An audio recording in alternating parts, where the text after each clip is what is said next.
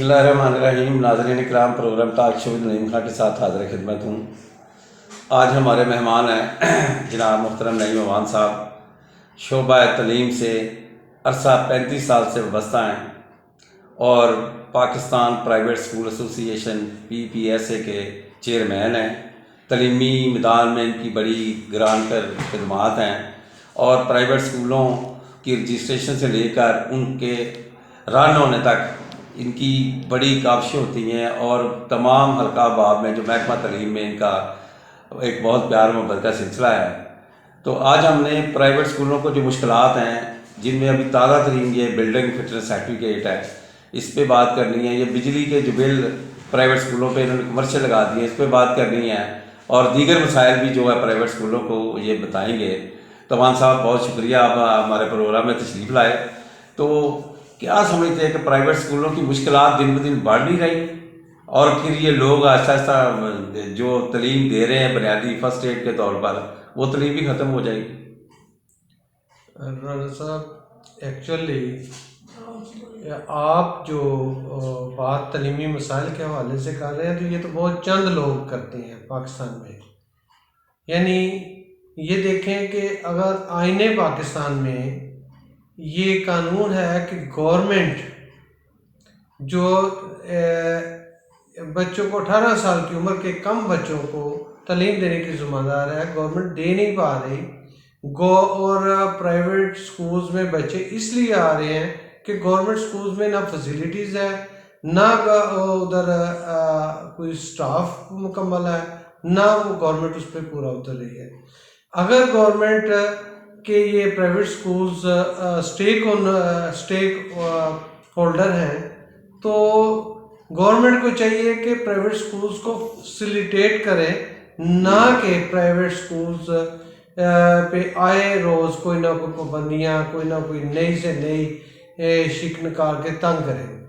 अगर private school में कोई प्रॉब्लम्स हैं तो वो उसको चेक एंड बैलेंस का वन विंडो ऑपरेशन होना चाहिए। ये नहीं है कि कई महकमे को उनके पीछे लगाया हुआ है। मेरा ख्याल है कि ये गलत है और प्राइवेट स्कूल्स को चाहिए कि फैसिलिटेट किया जाए। नाज़रीन इकराम, नईम अवान साहब का ये कहना है कि बहुत सारे डिपार्टमेंट को पीछे लगा दिया है प्राइवेट स्कूलों के कि वो उन्हें चेक करे। ऐसा नहीं होना चाहिए, वन विंडो ऑपरेशन होना चाहिए। और जो बंदा स्कूल बना रहा है उसकी गुड फेथ देखें, उसके देखें वो कौम के बच्चों को एक मुस्तकबिल उनका रोशन बना रहा है, उस पर तवज्जो देनी चाहिए। बात सिर्फ इतनी है कि हमारी बदनीति है। अब मैं आपसे दोबारा ये पूछना चाहूँगा कि ये स्कूल रजिस्ट्रेशन का जो मसला है, वो बिल्डिंग सर्टिफिकेट वो हज़ारों रुपये ले रहे हैं गवर्नमेंट डिपार्टमेंट के लोग।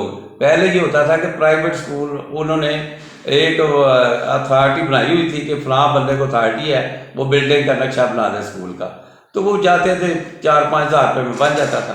अब हज़ारों रुपये कहाँ से कोई बंदा दे? ये एक नया मसला पैदा कर दिया, इस पर ज़रा फरमाइएगा। मैं राना साहब फिर वही बात करूँगा कि रजिस्ट्रेशन कराने के लिए हाइजीनिकली सर्टिफिकेट लेना पड़ता है, उधर से ट्रैफिक वालों से NOC लेना पड़ता है, बिल्डिंग फिटनेस सर्टिफिकेट लेना पड़ता है, और फिर कई सर्टिफिकेट्स के बाद हम रजिस्ट्रेशन के मराहल पे आते हैं। फिर महकमा तालीम में जाते हैं, उन्होंने के कई मामला में उलझाया होता है।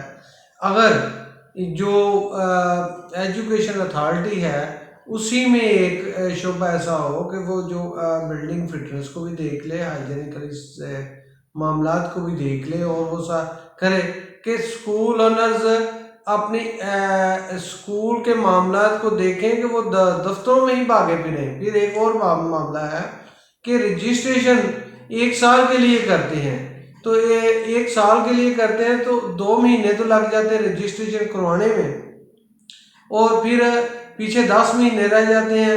10 महीने गुजरते हैं तो फिर वो रजिस्ट्रेशन की तरफ चले जाते हैं। हमने पढ़ाना है, ये दफ्तरों में ही लगे रहना है। बात बिल्कुल सही है। नाज़रीन इकराम, नईम अवान साहब का कहना है कि स्कूल मालकान जो है वो रजिस्ट्रेशन के लिए दफातर के चक्कर लगाते रहे कि आपने स्कूलों में पढ़ाएं। तो ये बात बिल्कुल ठीक है, उनका मकसद है, उनका कहना है कि वन विंडो ऑपरेशन। अगर किसी बंदे ने स्कूल बनाना है, जो उसकी रिक्वायरमेंट है वो एक ही जगह पर हो, और एक ही जगह पर हल हो जाए। बात ठीक है। अच्छा, अब ये जो स्कूलों पर कमर्शियल टैरिफ का नफाज कर दिया गया है, वो तो फेडरल गवर्नमेंट का काम है ना, तो बिजली के बिल, इस बारे में फरमाइएगा। देखें, ये जो प्राइवेट स्कूल्स हैं इनकी कैटेगरीज हैं, जिसमें लो कास्ट स्कूल हैं 99%। जी जी। तकरीबन 1% स्कूल हैं जो है फीसेस लेती हैं, ब्रांडेड स्कूल हैं। 99% वो है स्कूल ओनर हैं जो सिर्फ खिदमत ही कर रहे हैं। तो 500,000 रुपये फीस लेके वो सरवाइव करते हैं, एक बेहतरीन तालीम देते हैं। आप देखें result board of intermediate and secondary education में तो वो प्राइवेट स्कूल्स का रिज़ल्ट सबसे बेहतरीन रिज़ल्ट है, और फिर वो उन लो कास्ट स्कूल्स में से रिज़ल्ट आ रहा है। तो वो गवर्नमेंट को चाहिए था कि इनको कोई ना कोई तो फैसिलिटी दे, बानिस्बत कि उनको मसाइल में जाए रखे जी कि वो जो चल रहे हैं वो भी ताले लगा के बैठ जाए, वो तालीम ना दे सकें। बोर्ड के सेक्रेटरी जो हैं गुजरावाला बोर्ड के शहजाद साहब, वैसे आम तासर है कि वो लोगों के लिए आसानियां पैदा करते हैं, स्कूल वालों के लिए। वो उनका कहना है कि मैंने कभी मुश्किलात पैदा नहीं की, जो भी स्कूल एप्लीकेशन के लिए आए उसे हम वेलकम करते हैं। अच्छा, आप फरमा रहे हैं कि हुकूमत को चाहिए कि जो स्कूल की कैटेगरीज हैं, अब देखें ना, ए है, बी है, सी है, डी है, तो जो डी वाले हैं वो बहुत ज़्यादा तादाद में हैं। तो डी वालों के लिए जो ए वाले जिनकी फीस है 15,000 10,000 फीस स्टूडेंट, तो जिसकी 500 है उनके लेवल बराबर नहीं हो सकते। ये बात ग्राउंड रियलिटी है, और हुकूमत इस मामले को देखती नहीं है, और वो कहती है जो ए लेवल वाले हैं या ओ लेवल वाले, वो भी प्राइवेट स्कूल जो छोटे मोहल्लों गली में बने हैं उनके साथ यकसा सलूक करे, तो ये नामुमकिन है। नाज़रीन इकराम, ये पॉइंट बहुत वैलिड है नईमान साहब का, और इस मामले पर हुकूमत और सेक्रेटरी एजुकेशन जो HOD हैं, higher secretary education, secretary schools हैं, ये इनको भी चाहिए कि वो फौरी तौर पर ये जो बिल्डिंग फिटनेस का इन्होंने बनाया है, जो पहले सिस्टम था, जो अथॉरिटियाँ बनाई हुई थी जिनको रिकॉग्नाइज किया गया था, उनके ज़रिए कराए जाएँ। और गुजरावाला में SKF बनाती थी, अब वो फारग हैं, और बिल्डिंग का जो DO है या SDO, उसके बाद तो वक्त ही नहीं है, और फिर वो ऐसे ही स्कूल मालकान चक्कर पे चक्कर, ये मामला बंद होना चाहिए। स्कूल मालकान को सहूलतें मिलेंगी तो वो आगे स्कूल चलाएंगे, नहीं तो वो भी डिसहार्ट हो जाएंगे, और ये सारा मामला हुकूमत के पंधे में जाएगा, गले में फंदा बन जाएगा। तो जी मान साहब, आपकी एक तंजीम है जरा जो पाकिस्तान में जिसका बड़ा नाम है PPS है, उसमें उसकी ऑर्गेनाइजेशन है कि सदर हैं आपके मोहम्मद अफजल बड़ाइश साहब, जो कि हर वक्त किसी न किसी स्कूल के फंक्शन में होते हैं। तो बताइए आपकी तंजीम की और क्या इस मामले में कोई जो कोशिशें हैं जो आप कर रहे हैं स्ट्रगल इस मामले में? राणा साहब, एक्चुअली हम गवर्नमेंट से रिक्वेस्ट करते हैं कि प्राइवेट स्कूल्स को फैसिलिटेट किया जाए। उस सिलसिले में हम स्टेप बाय स्टेप चल रहे हैं। डिस्ट्रिक्ट एजुकेशन अथॉरिटी से ऊपर की तरफ जा रहे हैं। मुख्तलिफ जगह पे हमने एप्लीकेशंस भी दी हैं, और हमारी कोशिश है कि हम बड़े पुरअमन तरीके से और गवर्नमेंट को बावर करवा सकें कि प्राइवेट स्कूल्स की कैटेगरीज हैं, सबको एक ही पॉलिसी जो है सबके साथ ना अपनाई जाए। जो लो कॉस्ट स्कूल हैं उनको फैसिलिटेट किया जाए, और इसके साथ आपने जैसे शहजाद साहब की बात की है या डिस्ट्रिक्ट, मैंने तो यहाँ तक देखा है कि वो अभी मजबूर होते हैं, इसलिए मजबूर होते हैं कि जो पॉलिसी उन पे आ जाती है और उनको नाफज कराना उनका काम होता है। ये तो गवर्नमेंट को चाहिए ना कि गवर्नमेंट पॉलिसी ऐसी बनाए कि जो एजुकेशन आम हो सके, ना कि लोग पढ़ लिख ना सकें। हमारा हमसाया मुल्क है, वो तो एजुकेशन में बहुत आगे निकल गया है, और हम एजुकेशन में पीछे हैं, और एजुकेशन ना होने की वजह से मुल्क तबाही की तरफ जा रहा है। माशी प्रॉब्लम्स एजुकेशन की ना होने की वजह से है। IT में अगर बच्चे आगे निकलते हैं, फिर भी आप अपने ही मुल्क में बैठ के ज़र मुबादला कमा सकते हैं। सही बात है। यानी कि एजुकेशन जो है, तालीम जो है ना, वो तमाम मसाइल का हल बताती है। और हम इस मामले में पीछे हैं, हमारा लिटरेसी रेट पीछे है बनिस्बत भारत के, या अपना बांग्लादेश, श्रीलंका, ये सारे मुल्क हमसे आगे निकल चले गए हैं लिटरेसी में।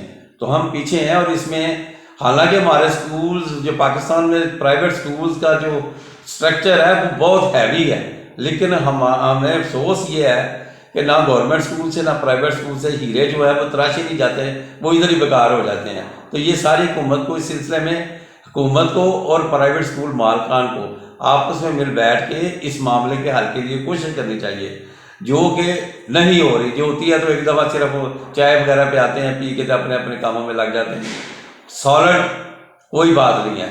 तो मैं तो अपने प्रोग्राम के तौर से कहना चाहूँगा कि इस पर कुछ सॉलिड बात की जाए। अच्छा वहाँ सारी एक और बड़ी जो चली है पिछले दिनों के, ये निगरान हुकूमत ने, कि गवर्नमेंट स्कूलों को प्राइवेट किया जा रहा था, प्राइवेट अफराद के हवाले किया जा रहा था। इस बारे में कोई आपके पास मालूमात है? मुझे ना गवर्नमेंट की समझ ही नहीं आ रही। मुझे बिल्कुल ये नहीं है कि किसी एक गवर्नमेंट की ये एक पॉलिसी तसलसल के साथ चल रही है कि एजुकेशन को तबाह कर दिया जाए। जो चल रहे हैं उनको भी बंद कर दिया जाए, जो गवर्नमेंट है या प्राइवेट है उनको तबाह कर दिया जाए, यही इनकी पॉलिसी है। और तो मुझे समझे शायद कोई इंटरनेशनल पॉलिसी है जो इस पर लागू की जा रही है, कोई मजबूरी है। IMF ने बिजली के बिल तो बढ़ा दिए, उन्होंने पेट्रोल तो बढ़ा दिया, पता नहीं क्या क्या किया। शायद वो उनकी ये भी शर्त है कि वो मुल्क में तालीम ख़त्म कर दी जाए। तो मुझे तो ऐसे ही लगता है वो अगर वो गवर्नमेंट स्कूल बंद कर रहे हैं या प्राइवेट स्कूल्स के हवाले कर रहे हैं, प्राइवेट लोगों के हवाले कर रहे हैं, या जो भी कर रहे हैं, लेकिन ये ज़िम्मेदारी एजुकेशन देने की तो गवर्नमेंट की है।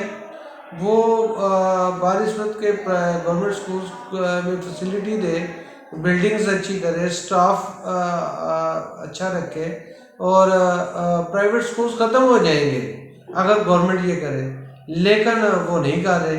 और फिर उनके अपने जो ब्यूरोक्रेट्स हैं, MP MNA हैं, मिनिस्टर हैं, जो पॉलिसी साज हैं, उनके बच्चे प्राइवेट स्कूल्स में पढ़ रहे हैं।